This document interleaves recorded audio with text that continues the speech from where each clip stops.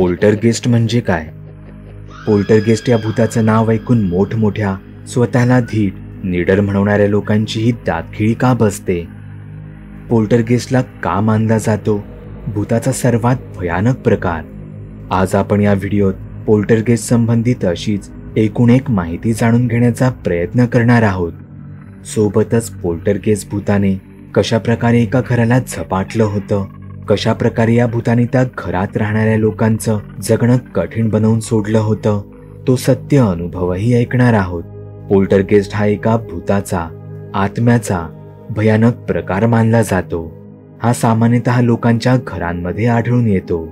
पोल्टरगेस्ट हा एक असा आत्मा आहे जो लोकांना शारीरिक दुखापत घडवून आणू शकतो आणि हीच गोष्ट पोल्टरगेस्टला फार भयानक बनवते. पोल्टरगेस्ट आत्म्याचे प्रत्यक्ष अनुभव घेतलेले लोक सांगतात की त्यांना जोराचे चिमटे काढणे, चावणे, मारणे, ढकलणे, चालताना अचानकच पाय पकडून मुद्दामून खाली पाडणे अशा अनुभवांना सामोरे जावे लागले आहे. पोल्टरगेस्ट ही आत्मा छलावा किंवा आभासाप्रमाणे शांत कधीच राहू शकत नाही. त्या उलट ही आत्मा त्या बाधित घरात संपूर्ण धुमाकूळ माजवते. घरातील वस्तू इकडच्या तिकडे फेकणे, वस्तूंची तोडफोड करून घरात नासधूस करणे ही पोल्टरगेस्ट आत्म्याची, त्याच्या अस्तित्वाची दुसरी ओळख आहे. पोल्टरगेस्ट याला रंबलिंग घोस्ट किंवा नॉयझी घोस्ट म्हणूनही ओळखलं जातं, ज्याचा अर्थ भयानकपणे गरजणारी, गुरगुरणारी, गोंगाट करणारी आत्मा असा होतो. भूत ज्यांची ओळख जिथे स्मशान शांततेत विराण जागी वास करणारी अशी असते, तिथेच पोल्टरगेस्ट मात्र कोणालाही न घाबरता लोकांसमोर येऊन त्यांचं अस्तित्व त्यांना दाखवून देत असतो. घरातील कोणतंही कितीही जड फर्निचर जागचं आपोआप हलणे, दरवाजावर धाडधाड करून कोणाच्या तरी ठोठावण्याचे आवाज येणे आणि काही वेळा अचानक येणारा दुर्गंध हे त्या घरात पोल्टरगेस्टच्या अस्तित्वाचे दाखले देतात. घरात अचानक लागलेली आग, घरातील विद्युत समस्या, जसं की घरातील आपोआपच चालू बंद होणारे दिवे, हे सगळं पोल्टरगेस्टचं अस्तित्व दाखवून देतात. पोल्टरगेस्ट बाबतीत भयानक गोष्ट तर ही आहे की पोल्टरगेस्ट आत्मे हे अत्यंत त्रासदायक आत्मे म्हणून ओळखले जात असून ते एखाद्या वास्तूला किंवा जागेला नाही तर एखाद्या व्यक्तीला त्यांची शिकार बनवतात आणि त्यांना झपाटतात. तुम्ही जर म्हणत असाल की पोल्टरगेस्ट हे फक्त विदेशात आढळून येतात, तर तुम्ही ही पुढील गोष्ट एकदा नक्कीच ऐकायला हवी. प्रतीक हा त्याचं कॉलेज संपवून शहरात आला होता.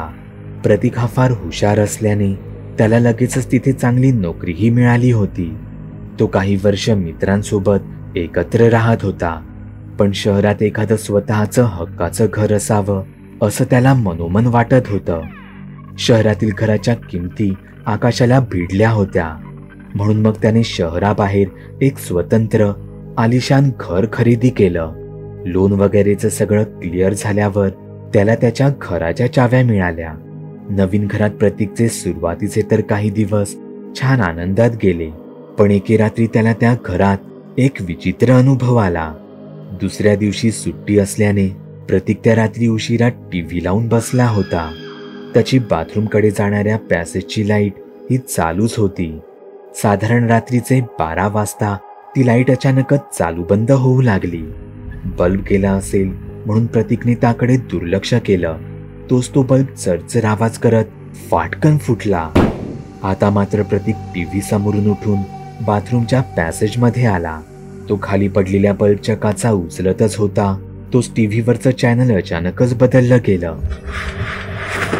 प्रतीकला त्या रात्री पहिल्यांदाच एकटेपणाची भीती वाटू लागली होती, पण कदाचित हा देखील लाईटचाच काहीतरी प्रॉब्लेम असेल, ज्यामुळे टीव्हीत काहीतरी खराबी झाली असेल असं म्हणून प्रतीकने जाऊन टीव्ही बंद करून टाकला.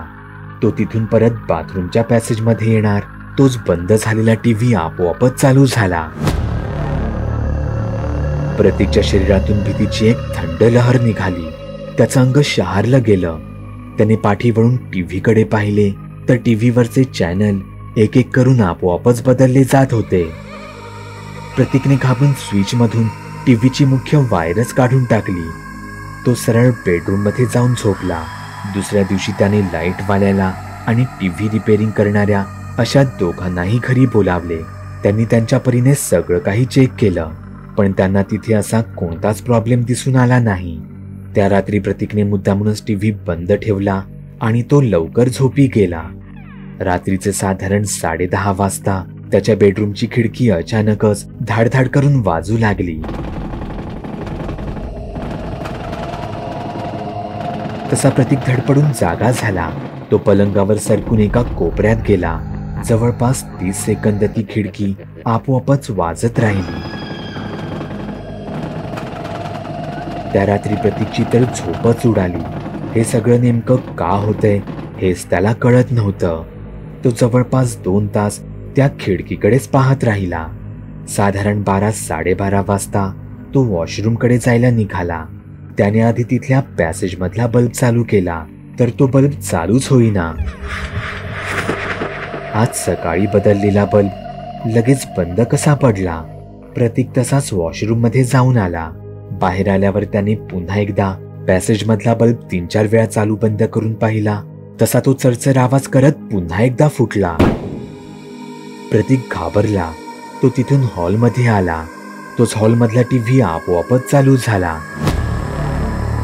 टीव्हीवरचे चॅनल आपोआपच बदलू लागले. टीव्हीचा आवाज एकदम फुल होऊ लागला. प्रतीकला हे सहन झालं नाही. भीतीने तो किंचाळला.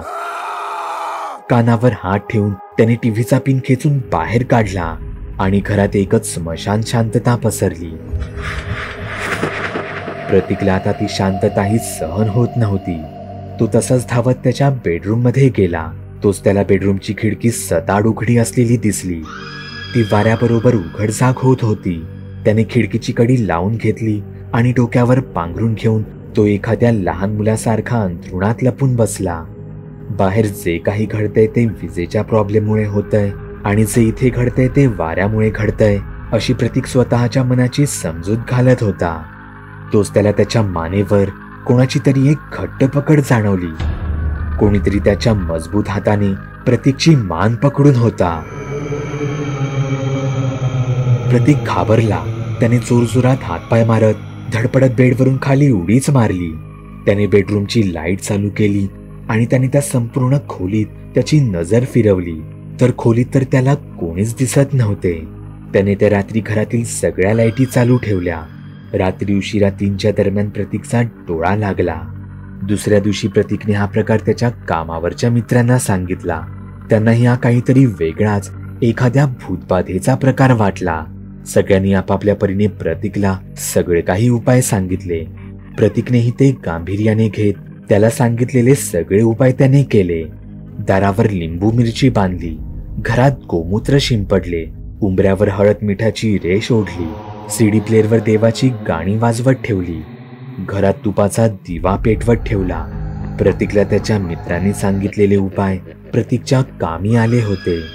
पुढील 2 दिवस प्रतीकला होणारे सगळे भास, त्याच्या घरात घडणाऱ्या सगळ्या चित्रविचित्र घटना अचानकच बंद झाल्या होत्या. प्रतीक या बदलाने समाधानी आणि आनंदी होता. कोणाला त्यांच्या नव्या घरी हे असं घडलेलं आवडलं असतं, पण ही शांतता केवळ 2 दिवसापुरतीच होती. असं म्हटलं जातं, पोल्टरगेस्ट या भूतावर आपण जितके उपाय करू तितकंच ते भयानक रूप घेऊन आपल्याला त्रास देतं. तिथे सगळं काही ठीक झालं म्हणून प्रतीक आनंदात होता. तोच त्या रात्री त्याचा सीडी प्लेअर अचानकच बंद पडला. प्रतीकचं घर आता एखाद्या स्मशान शांततेत निश्चित पडून होतं, पण त्याला याची जराही कल्पना नव्हती की ही एक वादळापूर्वीची शांतता होती. प्रतीक सहजच पाणी प्यायला म्हणून किचनमध्ये गेला. त्याने तिथल्याच एका काचेच्या ग्लासात पाणी घेतले आणि तो ते ग्लास त्याच्या ओठाला लावणार, तोच तिथे असलेली भांडी खाडखाड करून खाली कोसळू लागली. पण यावेळी हे तिथवरच थांबलं नाही. किचनच्या ट्रॉलीची दारं जोरजोरात उघडझाक करू लागली.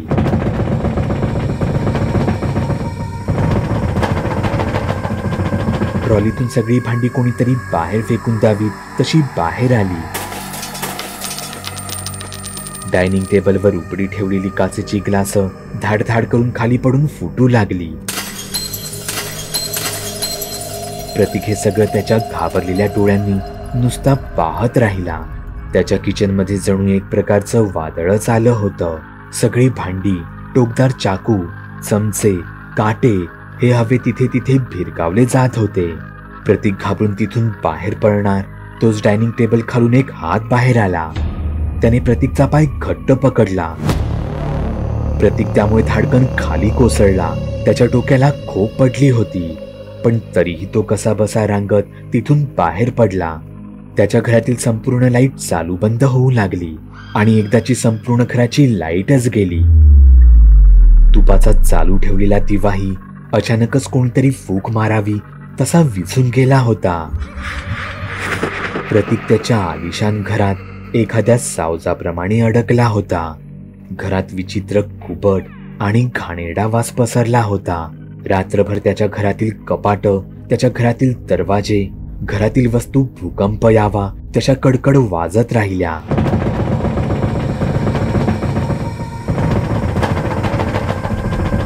प्रतीकने ते घर त्याच रात्री सोडून दिलं. या घटनेला जवळपास 2 महिने झाले. प्रतीक घरात राहत जरी नसला तरी रात्रीच्या वेळी त्याच्या घरातील हालचाली चालूच होत्या. तो जेव्हा कधी दुपारचा त्याच्या घरी यायचा तेव्हा त्याला त्या घरातील मोठमोठी कपाट, डायनिंग टेबल, सोफा हे जागचे हललेले आढळून यायचे. घरातील काही वस्तू नव्याने तुटलेल्या दिसून यायच्या, पण अचानकच हे सगळे एकाएकी बंद झालं.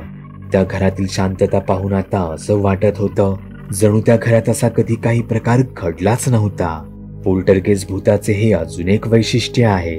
त्याचं अस्तित्व, ते तिथे किती दिवस, किती महिने, किती वर्ष राहणार हे त्याच्याच हाती असतं. त्याची स्वतःची इच्छा नसेल तर त्याला कोणीही घरातून बाहेर काढू शकत नाही, पण त्याची इच्छा असल्यास ते स्वतःहून ते घर कायमचं सोडून जातं. प्रतीकने त्यानंतर ते घर एका दुसऱ्या व्यक्तीला विकलं, पण त्या माणसाला त्या घरात तसा कोणताच अनुभव पुढे कधीच आला नाही.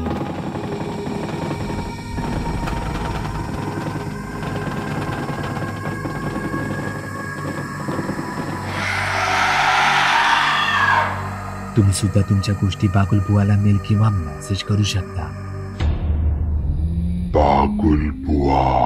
चॅनलवर अपलोड केलेल्या नवीन व्हिडिओची नोटिफिकेशन मिळवण्यासाठी चॅनल सबस्क्राईब करायला विसरू नका. व्हिडिओ आवडला तर आमच्या मेहनतीचा मोबदला म्हणून तो लाईक करून मित्रांसोबत जरूर शेअर करा. चॅनलवरचे इतर व्हिडिओ पाहण्यासाठी इथे क्लिक करा. तसेच चॅनलवरची प्लेलिस्टही चेक करा. दर दिवशी नवनवीन भूतांचे व्हिडिओ बनवून मी तुमचं मनोरंजन करत राहू याची खात्री बाळगा.